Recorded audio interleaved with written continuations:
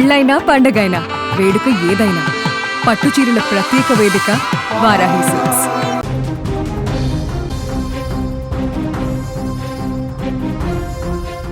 పల్నాడు జిల్లా కారంపూడిలో జరిగిన దోపిడీ స్థానికంగా తీవ్ర కలకలం రేపింది.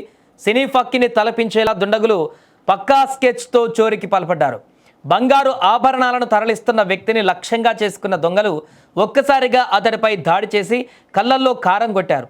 బాధితుడు తేరుకునే లోపే కేజీ బంగారాన్ని లాక్కొని పరారయ్యారు.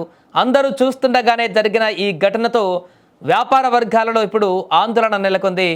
వినుకొండ నుండి కారంపూడి బంగారం షాపులకు శ్రీనివాసరావు అనేటువంటి వ్యక్తి హోల్సేల్ వ్యాపారం చేస్తుంటాడు. అయితే ఈ క్రమంలో బ్యాగ్లో సుమారు కేజీ బంగారంతో వస్తున్నటువంటి శ్రీనివాసరావును దుండగులు అడ్డుకున్నారు. పక్కా స్కెచ్తో రెక్కీ నిర్వహించిన దుండగులు శ్రీనివాసరావు పైన అటాక్ చేశారు. అనంతరం కళ్ళల్లో కారం కొట్టి బంగారం బ్యాగ్తో పరారయ్యారు. ఈ ఘటన పట్టపగలు నడి రోడ్డు పైన జరిగినా ఎవరూ పట్టించుకోకపోవడం గమనార్హం. ఇక ఈ భారీ చోరీ సమాచారం అందుకున్న పోలీసులు ఘటనా స్థలానికి చేరుకొని విచారణ చేపట్టారు. బాధితుడి నుంచి వివరాలను సేకరించారు.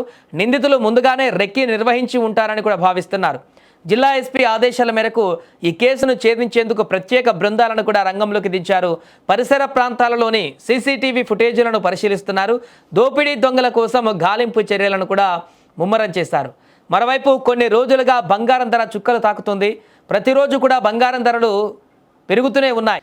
మరోవైపు సామాన్య మధ్యతరగతి ప్రజలు బంగారం కొనుగోలు చేయడం ప్రశ్నార్థకరంగా మారింది. ఈ క్రమంలో బంగారం దొంగలు సంఖ్య కూడా పెరిగింది. అందుకే బంగారం పెద్ద ఎక్కువ ఉంటే సరైన జాగ్రత్తలు తీసుకోవాలంటూ పోలీసులు కూడా సూచిస్తున్నారు.